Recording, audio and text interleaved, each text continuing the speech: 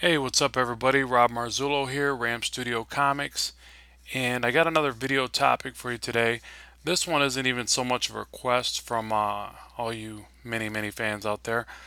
This is actually just something that I thought of. I was trying to think, what can I offer to everybody in kind of a, I'm not saying a totally unique perspective, but somewhat of a unique perspective, something that might be on the minds of all you budding artists out there. It's something I struggle with, I have struggled with in the past, and where I've kind of went with that. And I figured I would share that because I constantly think, what can I share that's different from, other artists out there to make it unique and, my perspective or whatever. So, and shameless plug time, this is the Blackstone Eternal comic book that I work on here and there to, further my art abilities and ideas. And so check out Blackstone. You can get it on Indie Planet and follow me on Facebook, Ram Studio Comics, all that good stuff. So, at any rate, this is what I wanted to share with you guys. I know that a lot of artists, like I said, myself included, have dealt with the idea of how do I make money as an artist? How do I survive? What's my definition of success? And this is what I've come up with. And I'm not saying this is the recipe for everybody out there, but maybe it'll make you feel a little bit better and make you think outside of the box, or be ready for certain things if your heart's set on a specific goal or whatever when it comes to art. My goal growing up was always to draw comic books, and I wanted to draw, the big things, Spider-Man, Hulk, I was a big Marvel fan, stuff like that. I just wanted to draw all that kind of stuff, right? And as I progressed through the art industry, I had some smaller publications. I did get picked up to go national in my early 20s, and I was pretty, gun ho and excited about that. And by saying I got picked up, it was an independent comic book, and it got picked up by Diamond to be distributed nationally. And at the time, that was kind of a big deal. And I thought, oh, here comes the, umpteen millions of dollars behind that small accolade of mine, right? And nothing happened. I made a couple grand at best, and actually that was from me selling and my mom selling tons of books, saying my son did this, buy one. So that's really where the financial reward on that one came from. It wasn't some big, it didn't hit huge sales or nothing like that, because it's an independent book. And what generally happens from my perspective of what goes on with comic book stores, they take their budget and they buy the big titles, the ones they know are going to sell because they're trying to make a living like anybody else. And if there's anything left over, they buy a few independents that stick out from the hundreds, if not thousands, that are trying to get noticed. And this was at the current time. The internet wasn't as big, and this was the way things were going. So at any rate, that's what happened, and it wasn't the success that I thought. As far as monetary gain goes. So I kept plugging away, drawing covers, drawing little, children's books and different things for people, picking up odds and ends artwork, drawing, and this is where I want to get into saying, don't think that you just have to do comics, and that's kind of the point of this. I love doing comics, and obviously, right here you're watching me ink and draw on my book because of my need to get this out there and my love of comics. I'll always do it no matter what, and that's part of the other aspect of this conversation with you. So I started thinking of ulterior ways to make money because the comics thing wasn't bringing me high dollar, or very much, if any dollars, So I would make a few bucks at shows and things like that, drawing somebody's character for them, or odds and end covers and pinups and things like that. So, but just nothing to write home to mom about. So I basically started designing logos, doing design work. Um, I got into doing custom signs and graphics, and kind of made a name for myself in my area for that. And that's ultimately what led to me owning my own business, and I own my own sign and graphics studio now. Uh, 13 years and counting, and make a I won't say a really great living, but a decent living. I do well for myself. So that all came from my love of comics. And although some people would probably look at that and go, well, God, Rob, you compromised. You didn't achieve your goals. Far from the truth. Actually, I draw now my own book. self-published. This is book two I'm working on now. And, kind of in a roundabout way, I still came back to comics and I'm still doing what I love. And every now and then I get to draw like some cool custom flames down the side of a car or some crazy skulls or whatever, whatever. I draw a lot of what looks to be like airbrush graphics for custom jobs like that. And that stuff pays really well. So, I guess the point of this is to think outside the box and not think, okay, I got to draw, Mickey Mouse for Disney, or I have to draw, my favorite Marvel or DC character. I mean, that's all great, and that's you know, keep doing that and keep striving for that every day. If that's really what you want to do, just keep going in that direction. But if you have to make a living and you have to just, make some ends meet and things like that, think of, all the different opportunities of like, making a cool t-shirt design and selling that, or, starting a clothing company, and coming up with cool logos for that, working with some of your buddies that are into, local little things that they're doing and draw their stuff and, draw stuff for, people's websites and whatever the case may be. And don't feel that you're, compromising because, at the end of the day, you have to make a living. You got to make some money to survive. And then you can always keep coming back to comics. So what I use it for now is I basically make my living with my sign company. I do some illustration work for various projects.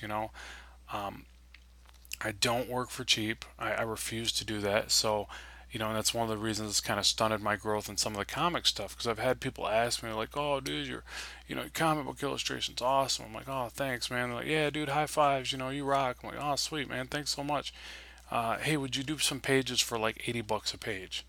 And I'm like, dude, you are out of your mind. I don't even get out of bed for $80, like, and I'm not trying to sound all high and mighty. I'm a business owner. I own a business where, I have minimal, like, I'm in minimals to make stickers is more than that, so it's amazing that you can have this industry that feeds off people, uh, not, I don't want to say degrading themselves. I'm not trying to knock the industry as a whole like that, but you get these very savvy types that try to get you to work for next to nothing, and you've got to keep your chin up. You can't do that. I mean, you can work with some buddies and put together your own character and your own book.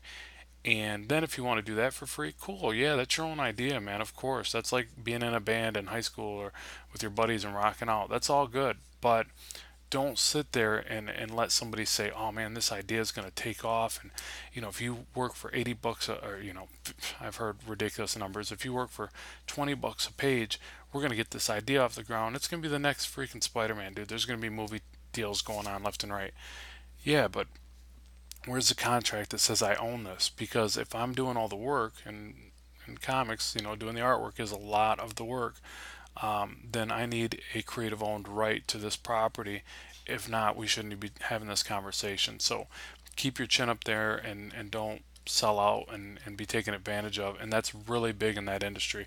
So that was one of the things where I'm like, I kept noticing that and I'm like, man, that's not cool. Like, why is it like that? Well, and this is just my take, and feel free to comment below and tell me, hey Rob, you're way off topic or you're way off base or whatever, and we can discuss it, whatever. Keep it clean, keep it friendly, but I believe it's this. I believe that, you have all these people that are working and they love the industry as a whole and stuff like that, but they see people with their hearts and souls into this stuff and their eyes are real big and they're going, God, I love comics, I love comics, I want to draw comics so bad. And these business types, will come through and go, hey, this, I can sell that work to them. I can get this person to draw this stuff because they're so enamored with the idea of being a comic book artist. I'm gonna get them, to draw it for next to nothing, And there's always this rainbow with no pot of gold kind of thing going on. So you have to, be smart and watch your back and that kind of thing. I'm not saying don't do it, and I'm not saying look at it negatively and hold yourself back from doing what you love, because I love comics. I mean, you see them drawing them right here, but I took a different route where now I've learned ways to make money, to be financially successful, but then that affords me the time to draw what I love. And guess what I'm drawing? My book, my character. If something for whatever reason goes big, I'm the one that is going to reap the benefit of that labor of love that I'm doing. And if not, you know what? No big deal. I love doing it. I'm going to draw this stuff anyways. You check back with me in about 20 years, guess what? I'm going to be drawing comics. It's in my blood. It's what I'm passionate about. I'm not going to stop. And that's even why this YouTube channel came about. I loved it so much. I'm like, man, I'd like to make a YouTube channel. I wasn't even doing it to make money at first. I was like, I just really like to draw and I really like to help other artists. I love powwowing and getting together with a bunch of artists and sitting back and drawing stuff. So I'm like, you know what? This would be a cool and fun way to interact. And you know what? It makes a few dollars. I'm not saying I make a killing off my channel, nothing like that, but it's growing, it's fun, and that's another way, thinking outside the box and coming up with creative ways to make a living with art. Start a website, say, give it some funky name. Say, I draw for food.com. You know, I probably shouldn't be telling you that because that sounds like a really awesome idea. But, you know, do that and then sit there and derive work from it and draw and have people drop money through your PayPal or something. I don't know. So like just come up with fun and inventive and creative ways to draw. Don't think that you just have to do one specific thing and then if that doesn't pan out you give up and you go get a job at Kmart or something. I don't know. But you know, I just I think that's just what I wanted to share because like I said, I come up with all these videos and how to draw this, how to draw that, and you know, check this out, check that out. But then I thought, you know what, the one thing that I might be able to share is how I've been able to allow my time to draw, and it was with me starting my sign shop. I own a company called Ram Studio Signs, and check that out too if you'd like. You can go to ramstudios1.com and see exactly what I do with that. And I've really been fortunate, God willing. It's been awesome, and it's all the funny thing is I started that place. I got into signs because I was looking for a way to draw for a living. And somebody was like, "Hey man, why don't you go make stickers?" And I'm like, "What are you talking about? Why would I make stickers?" Yeah, there's a sign shop around the corner, blah blah. And that's how I got into it. So look through your local area, get a job doing that.